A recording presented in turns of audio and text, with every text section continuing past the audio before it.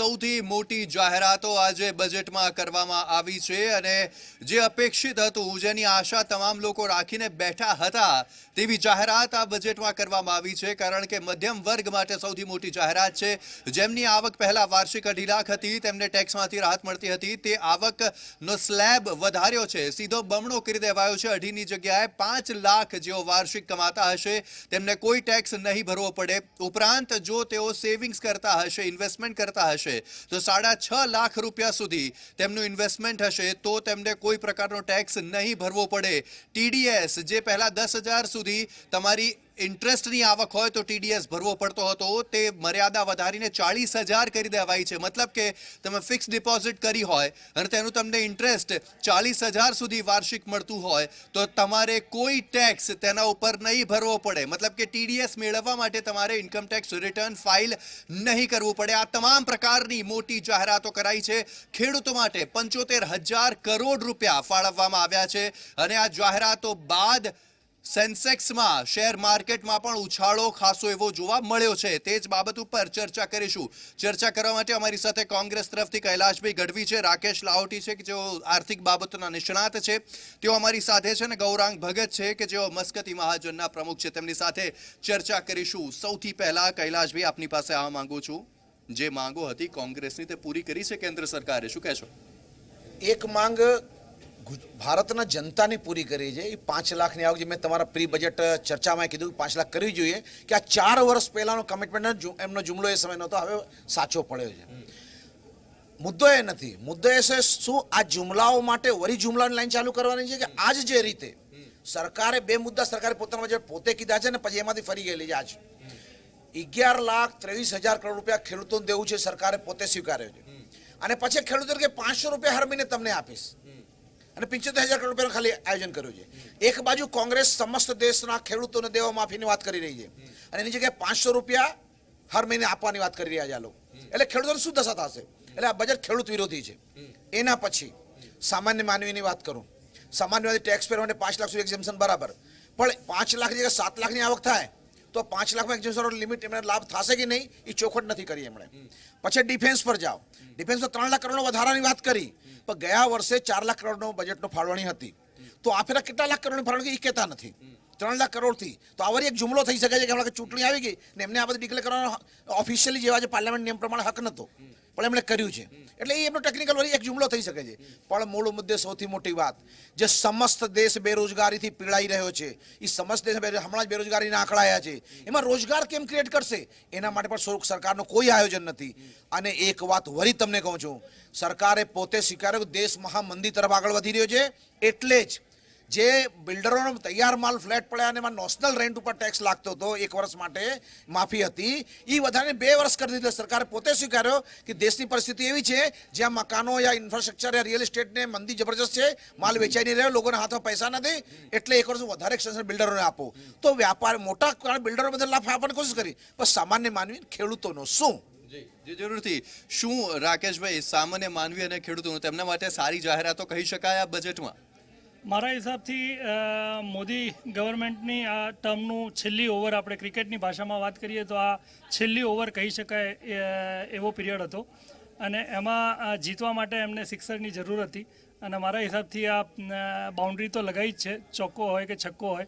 એટલે મારા હિસાબથી જે આપણે ટેક્સ રિફોર્મ કર્યું છે 2.5 લાખથી 5 લાખ, જે ઘણા સમયથી પેન્ડિંગ ડિમાન્ડ હતી, એમને આપણે પૂરી કરી છે. બીજી જે નાની નાની તકલીફો હતી, જેમ કે 10,000 ઉપર ટીડીએસ હતું બેંક અને પોસ્ટ ઓફિસ સેવિંગ ઉપર, એ મર્યાદા વધારીને એમણે 40,000 કરી છે. એ એક ડિફિકલ્ટીને નીકાળવાની વાત છે, જે આવકારભર્યું પગલું છે. અને જે આપણે એક આ તરફ પગલું લીધું છે, 6,000 રૂપિયા વાર્ષિક ફાર્મર્સને આપવાનું જે અનાઉન્સમેન્ટ આપણે કર્યું છે, that is also a welcome move આપણે કહી શકીએ. એટલે કોમન મેનને ધ્યાનમાં રાખી અને મારા હિસાબથી આ એક બજેટ એમણે પ્રેઝન્ટ કર્યું છે અને મહદ અંશે એક સારું બજેટ કહી શકાય મારા મત પ્રમાણે. જી જરૂરથી. ગૌરાંગભાઈ, સવાલ તે છે કે જાહેરાતો ઘણી બધી આ બજેટમાં કરવામાં આવી છે, કેવી જાહેરાતો આને ગણી શકાય? શું આ સારી જાહેરાતો છે? શેર માર્કેટમાં તો ઉછાળો જોવા મળ્યો. ચોક્કસ આ બજેટ જે છે એ તમામે તમામ પ્રજા ઉદ્યોગકારો અને ખેડૂતો માટેની આ બજેટ છે અને આ ચૂંટણી તો આવે છે ને જાય છે, પણ આનાથી માર્કેટની અંદર નાણાં જે છે એ ખૂબ જ ગતિથી ફરશે અને એનાથી માર્કેટ બી આગળ ધમધમતા રહેશે, ઇન્ડસ્ટ્રીને પણ વેગ મળશે, એઝ વેલ એઝ શ્રમયોગીઓને માટે પણ જે યોજના બનાવી છે એ પણ સરકારશ્રીએ ખૂબ જ સુંદર યોજના બનાવી છે અને એનાથી ઇન્ડસ્ટ્રીની અંદર કામ કરતા મજદૂર ભાઈઓને પણ આનાથી મોટો લાભ થશે. જે જરૂરથી ઇન્ડસ્ટ્રીમાં કામ કરતા શ્રમિકોને તો ફાયદો થશે જ, પણ ખેડૂતો માટે સૌથી મોટી જાહેરાત છે. અમારા સંવાદદાતા ગૌરવ પટેલ સાણંદ છે કે જેમની સાથે ખેડૂતો ઉપસ્થિત છે. ગૌરવ, સૌથી પહેલા જાણવા માંગીશું, ખેડૂતો માટે વાર્ષિક 6,000 રૂપિયાની જાહેરાત કરવામાં આવી છે કેન્દ્ર સરકાર દ્વારા બજેટમાં, જેના માટે કુલ 75,000 કરોડ રૂપિયા બજેટમાં ફાળવવામાં આવ્યા છે. ખેડૂતો આ જાહેરાતથી કેટલા ખુશ? કારણ કે આવનાર 2 થી 3 મહિનામાં તેમને પહેલું ઇન્સ્ટોલમેન્ટ 2,000 રૂપિયા મળી પણ જશે ચૂંટણી પહેલા.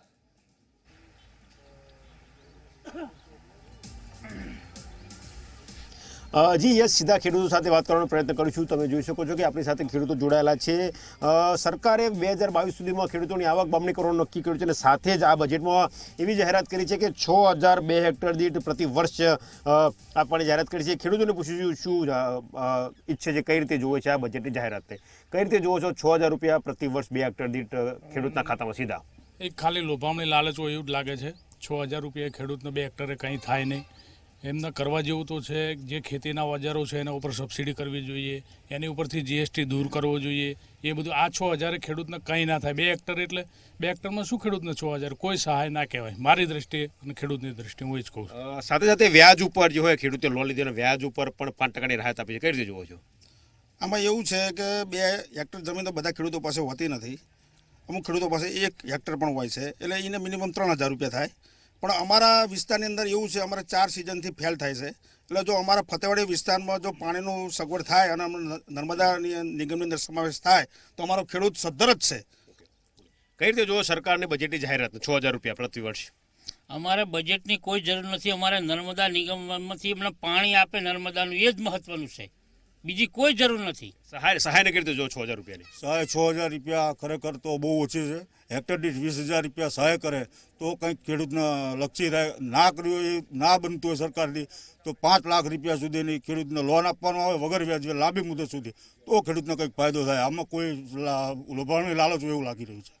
જે નાના ખેડૂતો હોય જેમની પાસેથી 2 હેક્ટર કરતાં ઓછી જમીન હોય એને તો 6,000 નો ફાયદો મળવાનો નહીં મળવાનો સીધી રીતે?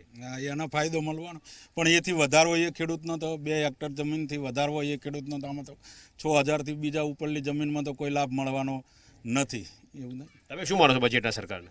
હું તમને વિગતવાર વાત કરું તો 2017ના ગુજરાત વિધાનસભાના પરિણામો, ત્યાર પછી 5 રાજ્યોના જે પરિણામ આવ્યો એના ઉપરથી પણ આ સરકાર કોઈ પણ જાતનો બોધપાઠ લીધો નથી અને બિલકુલ આ બજેટ બિલકુલ ખોટું બજેટ છે, બિલકુલ બોગસ બજેટ છે. આ 6,000 રૂપિયા અત્યારે અમારો ઘર ખર્ચ 10,000 રૂપિયા દર મહિને 10,000 રૂપિયા ઘર ખર્ચ અમારો થતો હોય, હવે 2 હેક્ટરના 6,000 રૂપિયા આપીને સરકાર શું સાબિત કરવા માંગે છે? ખેડૂતને સહાય ઓછી પડી છે, તમે શું માનો છો? 6,000 આ મોંઘવારી પ્રમાણે કશું જ ના કહેવાય, ઝીરો કહેવાય. કોઈ સહાય જ ના કરી હોય એવું કહેવાય. પણ બીજા બધા લાભ જેવા કે ખેડૂતને પાણીની જરૂરિયાત, મેન જરૂરિયાત પાણીની છે. જો બીજી કંઈક આવક થશે તો બરોબર, બાકી 6,000માં તો કશું થવાનું નથી. તો યસ, જોયું કે સરકારે ચોક્કસ 6,000 રૂપિયાની જાહેરાત કરી છે અને ઇન્સ્ટોલમેન્ટ પણ આવવાનું છે, પરંતુ ખેડૂતોનું કહેવું છે કે જે પ્રમાણે મોંઘવારી વધી છે, જે પ્રમાણે ખેતીના ઓજારોના ભાવ વધેલા છે, ખેતીના બિયારણના અને દવાના, ત્યારબાદ વીજળી અને સિંચાઈના પાણીની જે તકલીફ પડી રહી છે તેના કારણે કદાચ 6,000 રૂપિયાની આ જે સહાય છે તે તેમને હાલ નહિવત લાગી રહી છે. યશ. જી જરૂરથી ગૌરવ, ખેડૂતો કહી રહ્યા છે કે તેમને મહિને 10,000 રૂપિયાનો ખર્ચ છે, જેની સામે 6,000 રૂપિયા વાર્ષિક કેન્દ્ર સરકાર આપવાની વાત કરી રહી છે. પરંતુ પહેલા કોઈ પ્રકારની જાહેરાત કે કોઈ પ્રકારની રાહત સરકાર દ્વારા નહોતી આપવામાં આવતી. આ રીતની આર્થિક સીધી રાહત, હવે તે સીધી આર્થિક રાહત આપવામાં આવી રહી છે, તો તેનાથી તેમને બિલકુલ ફાયદો નહીં મળે.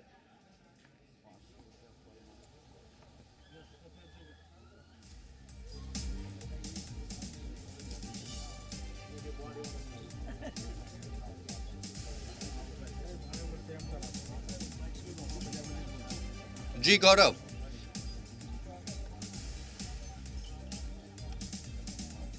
જે અમારા સંવાદદાતા સાથે સંપર્ક કપાઈ ગયો છે. ચર્ચાની શરૂઆત કરીશું. અમારી સાથે ભારતીય જનતા પાર્ટી તરફથી ડોક્ટર અનિલ પટેલ પણ આવી ગયા છે. અનિલભાઈ, આપનું સ્વાગત છે.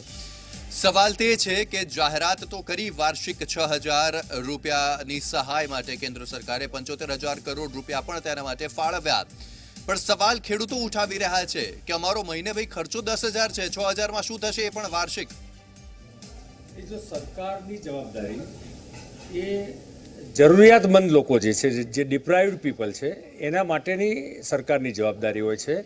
અને મને લાગે છે કે જે રીતે આજે સર્વસ્પર્શી સર્વસમાવેશ જે બજેટ ડિક્લેર થયું છે, આદરણીય નરેન્દ્રભાઈને અને પિયુષ ગોયલને આપણે ખરેખર અભિનંદન આપવા જોઈએ.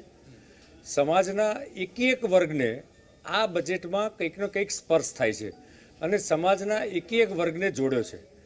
એ ખેડૂત સમાજ હોય, મધ્યમ વર્ગ હોય કે પછી શ્રમિક વર્ગ હોય, અને અનઓર્ગેનાઇઝ સેક્ટરને પણ આમાં છોડવામાં આવ્યું નથી. અને જે રીતે દરેક વર્ગને કંઈક ને કંઈક લાભ આપવાની કોશિશ કરી છે. મને લાગે છે કે આ ઐતિહાસિક બજેટ છે. અને સામાજિક અનિલભાઈ, એમાં એવું તો નથી ને કે દરેક વર્ગને કંઈક ને કંઈક લાભ આપવામાં એક પણ વર્ગને પૂરો લાભ નથી મળ્યો? નહીં, જો સ્વાભાવિક છે કે કોઈ પણ બજેટમાં કોઈ એક વ્યક્તિ માટે કે કોઈ એક વર્ગ માટે કે કોઈ એક સેક્શન માટે ક્યારેય ન હોઈ શકે.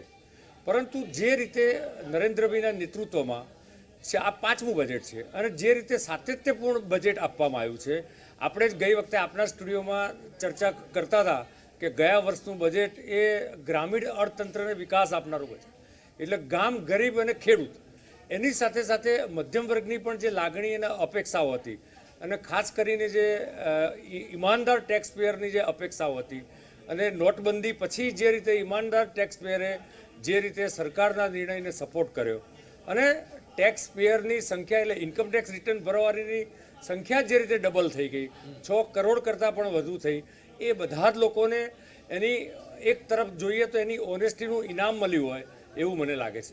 જે જરૂરથી શું કહેશો કૈલાશભાઈ? એક મુદ્દો હતો કોંગ્રેસ પાસે કે ભાઈ અમે ખેડૂતોનું દેવા માફી કરી, વ્યાજ માફી કરી. હવે તેની સામે ભારતીય જનતા પાર્ટીએ ખેડૂતોને સીધી આર્થિક રાહત આપી દીધી છે. કેટલું અસર પડશે? પહેલા મેં તમને કીધું એ જ રીતે ખરા અર્થમાં ખેડૂતોને 500 રૂપિયા પર મંથ આપવા એટલે એમનો મજાક ઉડાડવા જેવું છે. હમણાં ખેડૂતે તમારા લાઈવ ખેડૂતે કીધું એની પરિસ્થિતિ શું છે, પણ મુદ્દો એનાથી હટીને આજે જ્યારે દેશના ખેડૂતો સરકાર પોતે સ્વીકારે 11.23 લાખ કરોડના દેવામાં છે, તો 500 રૂપિયા અને 75,000 કરોડ રૂપિયાનો એનો એલોકેશન શું સફિશિયન્ટ છે? સરકાર પોતે જવાબ, મારે બોલું છે, સરકાર પોતે જવાબ આપી દીધો છે ના બજેટ પ્રોવિઝનમાં કે સફિશિયન્ટ નથી. જોડે હમણાં મારા મિત્ર અનિલભાઈએ બહુ સારી વાત કરી કે ટેક્સના પેર વધી ગયા. હું વેલકમ કરું, ટેક્સ પેર વધ્યા. તો મારે જોડે એ પ્રશ્ન પૂછવો છે અનિલભાઈથી, તો ટેક્સ કેમ નથી વધ્યો? ટેક્સ રેવન્યુ કેમ નથી વધ્યો? સુકામાં 4-4.5 વર્ષમાં તમારી સરકારના કારણે દેશનું દેવું 50% વધી ગયું. તો પૈસા તમે ક્યાં નાખ્યા? 6,500 કરોડ રૂપિયા નરેન્દ્રભાઈ મોદીને ફોટા છાપ્યા કે દેશમાં, એ આખો દેશ જાણે છે. ચલો ચર્ચા નથી કરતો. તેમનું તો કહેવું છે કે 12 લાખ કરોડ રૂપિયા ટેક્સ જમા થયો. 12 લાખ કરોડ તો 4 વર્ષથી આ ચાલી રહ્યો છે. એના પછીનો શું? ખાલી 12 લાખ કરોડ તો 4 વર્ષથી આ ટેક્સ વધ્યો છે. બાકી ટેક્સ ક્યાં આવ્યું? આજ તમે 1,80,000 ટેક્સ પેર વધ્યા, તે ગયા ક્યાં? એનો ટેક્સ શું ભર્યું એમણે? અને પૈસા ક્યાં ગયા? એના પછી દેવું વધ્યું જ હતું, પછી પબ્લિક એક્સપેન્ડિચર ઓછો થયો, વિકાસના કામો ડાઉન થયા છે, આજ બેરોજગારી વધી રહી છે. તો આ પૈસા તમે ક્યાં વાપરો છો? સરકાર, અમે એ જવાબ માંગ્યા સરકારથી, એ બજેટમાં તમે ક્લિયર કરો પૈસા ક્યાં આપો છો તમે. આમાં એ વધારે મોટો પ્રશ્ન છે અમારા માટે. જે જરૂરથી તેના ઉપર પણ આવીશું અનિલભાઈ, આપનો જવાબ મેળવીશું. પરંતુ તે પહેલા જે આવકની મર્યાદા, આવકવેરાની મર્યાદા વધારવામાં આવી છે કેન્દ્ર સરકાર દ્વારા બજેટમાં, તેના ઉપર શું માનવું છે મધ્યમ વર્ગીય લોકોનું, જેમના માટે આ જાહેરાત કરવામાં આવી છે? આવો જાણીએ ગાંધીનગરના લોકોનો શું મત છે. કેન્દ્રની નરેન્દ્ર મોદીની સરકારનું આ છેલ્લું બજેટમાં કર્મચારીઓ માટે એક મોટી લાગણી કરી છે. સ્વાભાવિક છે કે ઇન્કમટેક્સની મર્યાદા 5 લાખ કરવામાં આવી છે અને 5 લાખ મર્યાદા કરતાં કર્મચારીઓમાં ચોક્કસ આનંદની વાત છે. જ્યારે રોકાણ કરે તો 6.5 લાખ સુધીની મર્યાદા કરવામાં આવી છે. વિષ્ણુભાઈ, જે પ્રકારે ઇન્કમટેક્સમાં નિર્ણય લેવાયો છે એને કેવી રીતે તમે જુઓ છો? કેન્દ્ર સરકારે આજે જે ઇન્કમ ટેક્સમાં રાહત આપી છે એના અમે બહુ આવકારીએ છીએ, એટલા માટે કે અમારા વર્ગ 4ના કર્મચારીનો પગાર પણ 4 લાખ થતો હતો, તો 3 લાખ સુધીની મર્યાદા પણ નહોતી. તો કેન્દ્ર સરકારે જે 5 લાખની મર્યાદા કરી છે એ અમારા કર્મચારીઓમાં એકદમ આનંદની વાત છે અને એને અમે આવકારીએ છીએ. ખાસ કરીને જોવા જઈએ તો આ ઇન્કમટેક્સની મર્યાદા વધારી છે, સાથે સાથે ગ્રેજ્યુએટી માટે 10 ને 20 લાખ કર્યા છે, એને તમે કેવી રીતે જુઓ છો? કેન્દ્ર સરકારે જે ઇન્કમટેક્સમાં જે 5 લાખ અને રોકાણ કરે એના માટે 6.5 લાખ જે ડિક્લેર કર્યું એને તો અમે આવકારીએ જ છીએ, પણ એની સાથે એમને જે ગ્રેજ્યુએટીના પણ 20 લાખ કરીએ એને અમે ખૂબ એને આવકારીએ છીએ અને આભાર માનીએ છીએ. ચોક્કસ જે પ્રકારનું બજેટ રજૂ થયું છે, લોકસભાની ચૂંટણી આવી રહી છે અને છેલ્લું બજેટ છે, ત્યારે આ છેલ્લા બજેટના પરિપ્રેક્ષમાં આપ શું માનો છો? સરકાર દ્વારા જે 2 નિર્ણયો લેવામાં આવે છે બજેટના, જે તો 10 લાખથી વધારીને 20 લાખ ગ્રેજ્યુએટી કરી અને બીજું આવક મર્યાદામાં જે 5 લાખનો સુધી મુક્તિ આપવામાં આવી છે, ખરેખર ખૂબ જ સરાહનીય નિર્ણય લેવામાં આવ્યો છે, જેને અમે કર્મચારીઓ બધા તમામ કર્મચારીઓ આવકારીએ છીએ. જે પ્રકારે કર્મચારીઓના જે પડતર પ્રશ્નો છે એ પડતર પ્રશ્નના પરિપ્રેક્ષમાં જોવા જઈએ તો આજનું બજેટ છે એને તમે કેવી રીતે એક કર્મચારી તરીકે કેવી રીતે જોવો છો? બજેટની અંદર જે કંઈ કર્યું સરકારે સારું લાગે છે, પણ આ ચૂંટણીલક્ષી ના રહે એવું ના થવું જોઈએ, એને પરમાનન્ટ સચવાવું જોઈએ. ચોક્કસ આપણે કર્મચારી આગેવાન વિષ્ણુભાઈ પાસે આવીશું. વિષ્ણુભાઈ, જે પ્રકારે કર્મચારીઓની જે માંગણીઓ હતી, જે ફિક્સ પગારવાળી માંગણી હતી અને એના પરિપ્રેક્ષમાં કેન્દ્રના બજેટના પરિપ્રેક્ષમાં આપ શું માનો છો?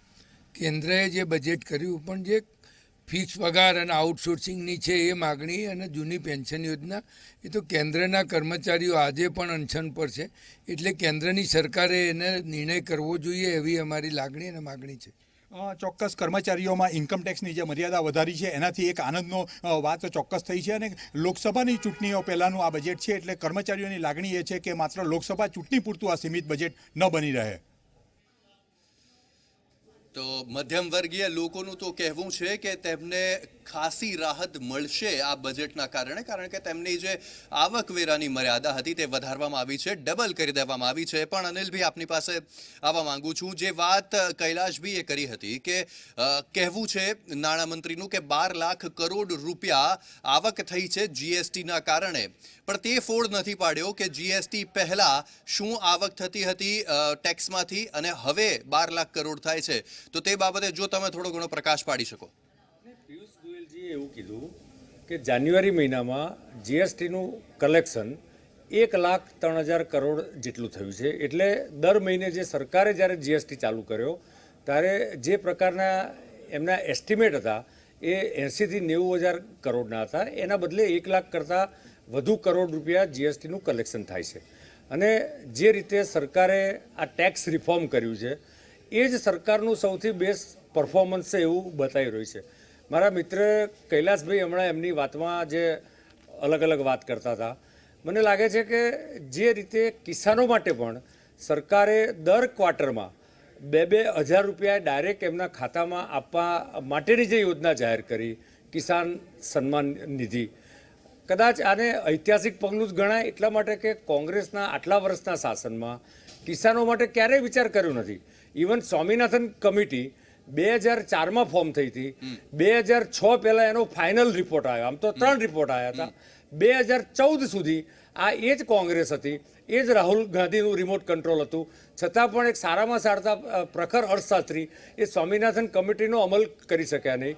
નરેન્દ્રભાઈની સરકારે જે પ્રકારે વચનો આપ્યા હતા એમાં એમએસપી પણ 1.5 ગણી કરી, એટલે 150% કરી. સાથે સાથે સ્વામિનાથન કૈલાશભાઈનો જવાબ મેળવી લે તેઓ કંઈ કહેવા માંગે છે. મને પૂરું નહીં કરવા દો એવું લાગે. મને લાગે તમારો પ્રેમ આજે કૈલાશભાઈ માટે વધારે લાગે છે. રિમોટ કંટ્રોલથી રાહુલ ગાંધીને રિમોટ કંટ્રોલથી ચલાવવાની સરકાર જો આ દેશના 10.8%નો જીડીપી આપી શકતી હો તો રાહુલ ગાંધી પોતે પ્રધાનમંત્રી બનવા જઈ રહ્યા છે, તો આ દેશ વિકાસ ક્યાં જશે? એટલે આ જુમલાઓથી મહિલા સરકાર છેલ્લો જુમલો બજેટ આપીને હવે વિદાય લઈ રહી છે, તો જે બોલવું છે બોલી લે.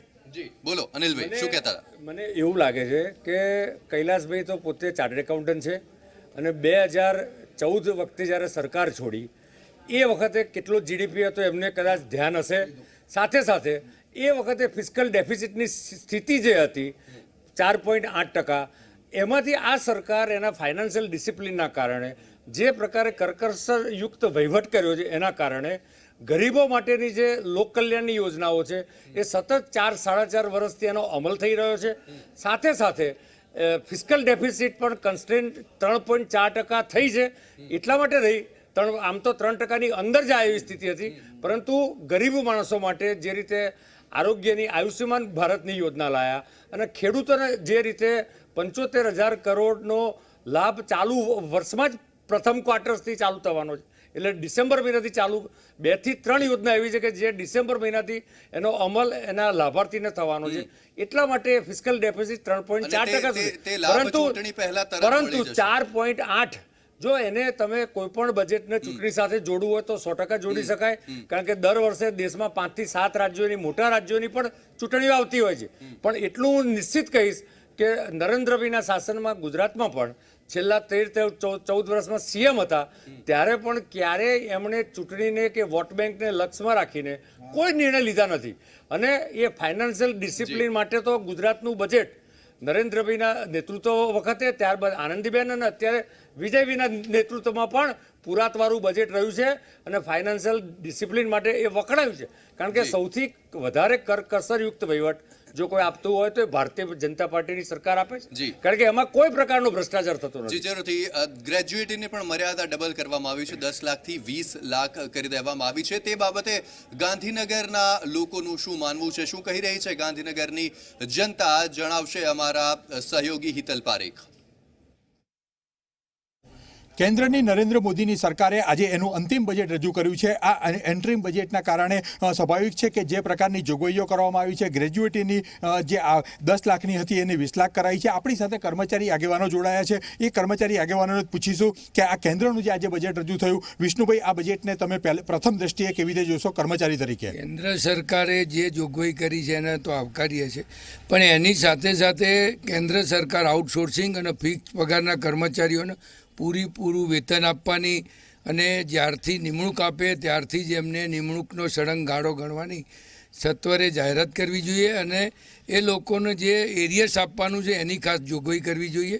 અને જૂની પેન્શન યોજના છે એને પણ ચાલુ કરવાની જોગવાઈ કરવા માટેની અમારી ખાસ કેન્દ્ર સરકારને વિનંતી અને ભલામણ પણ છે. ખાસ કરીને જોવા જઈએ, કેન્દ્રનું આજે બજેટ રજૂ થયું છે. પ્રથમ દ્રષ્ટિએ એક યુવાન તરીકે, યુવા કર્મચારી તરીકે તો આ બજેટને કેવી રીતે જુએ છે દોસ્ત? વિષ્ણુભાઈ સાહેબે જે રીતે કહ્યું એ પ્રમાણે જે માગણીઓ છે એ કર્મચારીઓની માગણીઓ જો કેન્દ્ર સરકાર સ્વીકારે તો એ સારી બાબત કહેવાય. બજેટમાં એ પ્રકારની જોગવાઈ નથી થઈ. તમારી જે આશા અપેક્ષા હતી એ પ્રમાણેની જોગવાઈ થઈ છે. 10 લાખ જે ગ્રેજ્યુએટીની મર્યાદા હતી એને 20 લાખ કરવામાં આવી છે અને કેવી રીતે જુઓ છો? ગુજરાત સરકારમાં આનો અમલ જલ્દી સત્વરે થાય તો સારી બાબત છે. ચોક્કસ ક્યાંક ને ક્યાંક કર્મચારીઓને પણ જે વાત છે એ જે બજેટના પરિપ્રેક્ષમાં હતી, બજેટના પરિપ્રેક્ષમાં આજનું જે બજેટ રજૂ થયું છે એને તમે કેવી રીતે જુઓ છો? કેન્દ્ર સરકારે જે બજેટ રજૂ કર્યું એને સૌ પ્રથમ તો અમે આવકારીએ છીએ, પરંતુ જે સ્થાયી અંદાજો જે સરકારના કર્મચારીઓના જે છે એ ગ્રેજ્યુએટી 10 લાખના 20 લાખ કર્યા, જે એનપીએસ અને 10નું 14% કર્યું. એવી રીતે ગુજરાત સરકારના બજેટમાં પણ આનો જે સ્થાયી અંદાજોમાં એનો સમાવેશ થવો જોઈએ.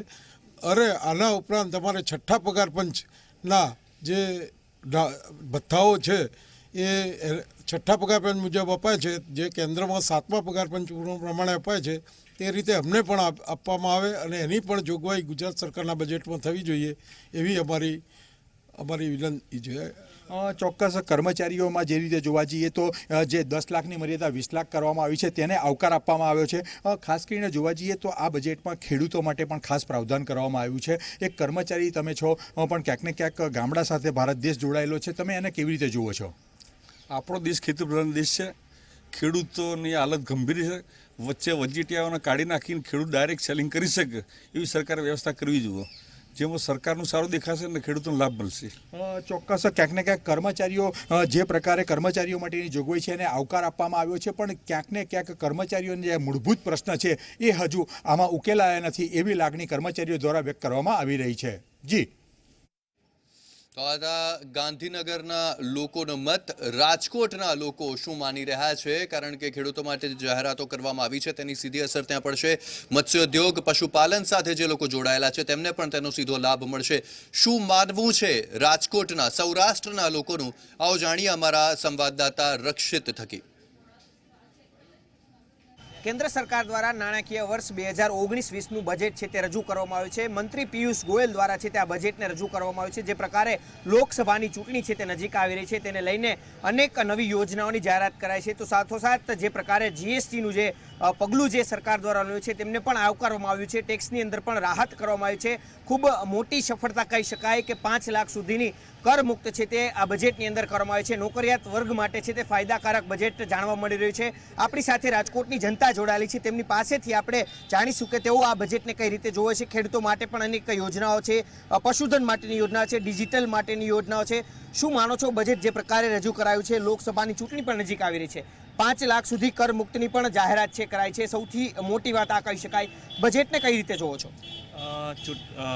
કરમુક્ત 5 લાખ સુધીનો ટેક્સ રાહત આપી છે એ ક્યાંક ને ક્યાંક આવકારદાયક પગલું છે, પણ મારું માનવું એવું છે કે જ્યારે પણ સરકારને ચૂંટણી નજીક હોય અને ટેક્સમાં રાહત આપવાની થાય છે તો ક્યાંક ને ક્યાંક પ્રજાની ટેક્સ ભરવા પ્રત્યેની જે માનસિકતા અને સૂગ છે એ નજરે ચડે છે. હું બેઝિક એવું માનું છું કે ટેક્સમાં જેટલી પણ રાહત આપી છે એ એક તરફે સરકારની આવકમાં ગાબડું જ ગણી શકાય, જેને મહદઅંશે કે પ્રત્યક્ષ કે પરોક્ષ રીતે ઇન્ફ્રાસ્ટ્રક્ચરમાં નુકસાન જશે. હું ઈચ્છું છું કે સરકાર હવે ઇન્ફ્રાસ્ટ્રક્ચર ક્ષેત્રે વધુ ધ્યાન દે, એનાથી રોજગારી પણ ઊભી થશે, ઇન્ફ્રાસ્ટ્રક્ચરમાં વધુ પૈસા ફાળવે અને લોકોએ પણ આ માનસિકતા કેળવવાની જરૂર છે કે હવે ટેક્સ ભરવો જોઈએ, જેથી કરીને સરકાર ઇન્ફ્રાસ્ટ્રક્ચર સારી રીતે પ્રોવાઈડ કરી શકે. તમે શું કહેશો? બજેટને તમે કઈ રીતે જોવો છો? 8 લાખ જેટલા નવા ઉજ્જવલા યોજનાની અંદર 8 કરોડ ગેસના કનેક્શન આપવાની વાત કરવામાં આવી રહી છે. તમે આખા બજેટને કઈ રીતે જોવો છો? ઓવરઓલ આ જે બજેટ છે તમે કઈ રીતે જોવો છો?